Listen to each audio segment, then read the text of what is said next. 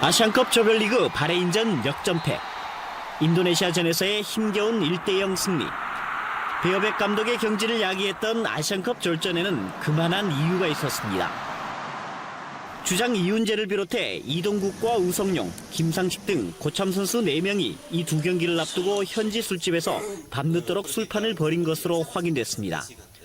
최근 언론에서 음주 파문이 제기되자 해당 선수들은 사실을 시인하고 팬들에게 즉각 사과했습니다. 거기를 나가서 그런 행동을 했다는 거에 대해서 너무나 큰 실수를 했고 우리가 큰 잘못을 했다고 생각합니다. 대회 중 음주가 사실로 드러남에 따라 해당 선수들의 징계가 불가피해졌습니다. 축구협회 상벌 규정에 따르면 축구 대표팀의 명예를 실추했을 경우 최소 1년 이상의 자격정지를 부과할 수 있습니다. 최상위 단체인 협회의 징계가 결정되면 하위 단체인 K리그 선수 3명은 프로 경기에도 나설 수 없습니다. 포항전 패배 직후 차범근 감독은 이번 음주 사태로 인해 이훈재는 물론 팀 사기가 많이 떨어졌다며 착잡한 심경을 표현했습니다. 저 사실 한 잠도 못 잤어요. 이훈재 선수 마찬가지고요. 차 감독은 또 선수의 잘못을 두둔할 생각은 전혀 없다면서도 이번 사태에 대한 아쉬움을 드러냈습니다. 팀을 이탈하고 술을 먹고 안 되죠. 전 그렇게 해본 적이 없습니다. 저는 많이 봤어요. 제가 대표팀을 할 때도 봤고 다른 사람이 대표팀 할 때도 봤고 유럽에 있는 팀에서도 봤고 그러면서 중요한 경기를 이틀 앞둔 시점에서 음주 파문이 폭로된 것에 의혹을 제기해 또 다른 파장을 낳기도 했습니다. 그 얘기하는 시점이 꼭 이 중요한 시합을 앞둔 어제였느냐 그 부분에 대해서는 저는 그냥 받아들이기가 상당히 어렵습니다.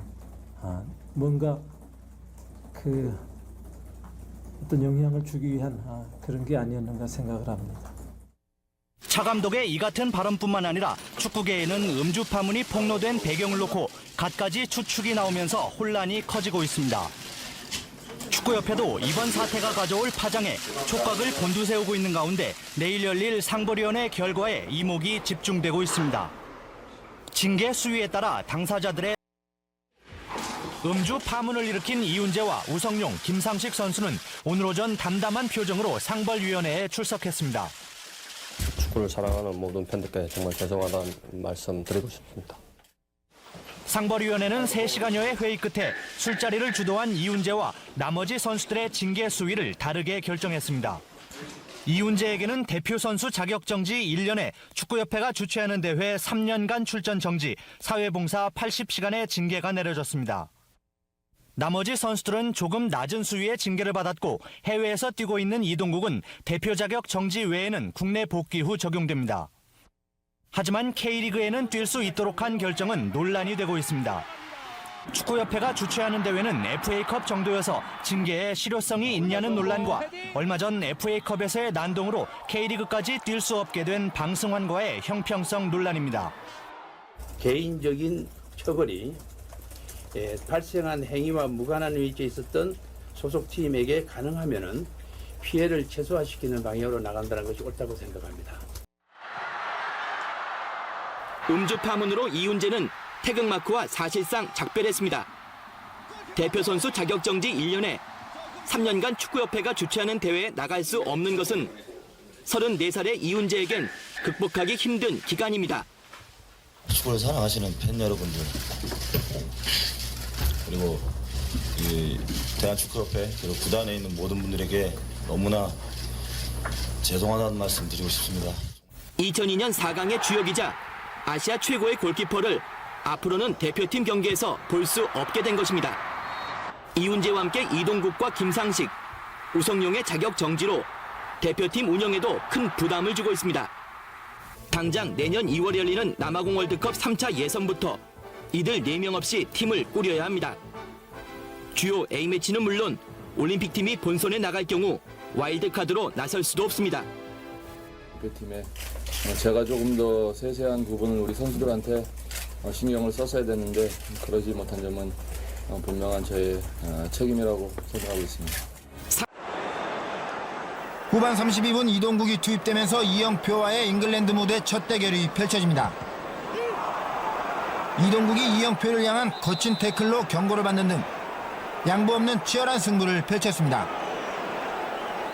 그러나 둘 모두 골이나 도움을 기록하는 데는 실패했습니다.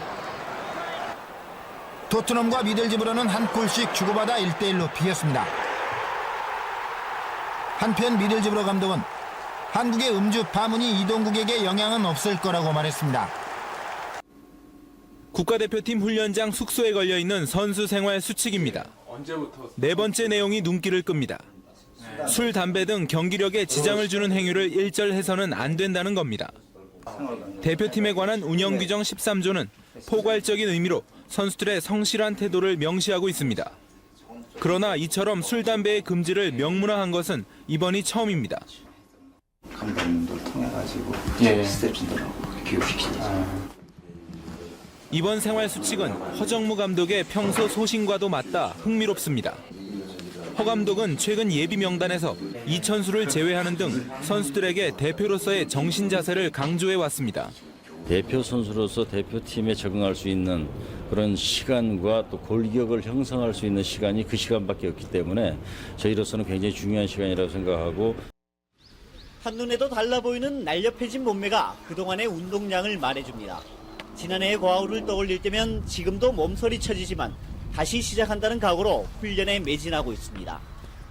지난해 음주 파문과 이에 따른 대표 탈락. 축구 인생의 가장 큰 시련기를 보낸 이훈재는 오직 훈련만 생각할 뿐입니다.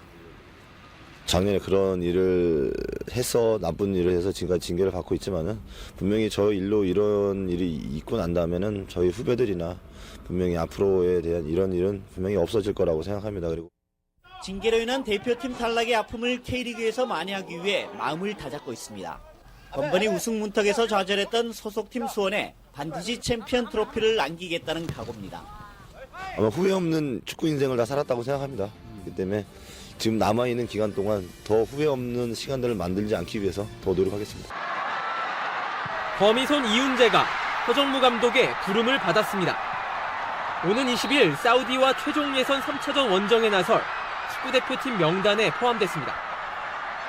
지난해 아시안컵 음주에 따른 징계가 어제 해제되면서 대표 선발의 길이 열렸습니다. 그동안 이훈재는 K리그에서 최고의 활약을 펼쳤습니다. 특히 컵대회 준결승전 승부차기에서 보여준 눈부신 선방은 수원 우승의 밑거름이 됐습니다.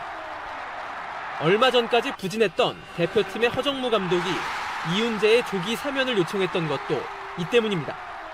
1년 동안 충분히 반성도 많이 한 것 같고, 또 경기에 임하는 태도라든가 징계 받고 나서는 굉장히 모범적인 활동을 해왔고, 지금 현재 성적도 좋고. 이번 대표팀에는 염기훈과 박주영이 합류하면서 공격 자원이 풍부해졌습니다. 박지성과 이영표 등 해외파들도 예상대로 허정무호에 승선했습니다. 부상을 당한 골 넣는 수비수 곽태휘와 J리그 빗셀고베의 김남일은 명단에서 빠졌습니다. 축구를 빛낸 별 중에 별입니다. 수원 삼성의 이훈재 선수입니다. 음주 파문을 딛고 최우수 선수로 우뚝 서기까지 지난 1년간의 아픔이 스쳐 지나갑니다. 시상대에 서자 눈시울은 붉어졌고 한동안 말을 잇지도 못합니다.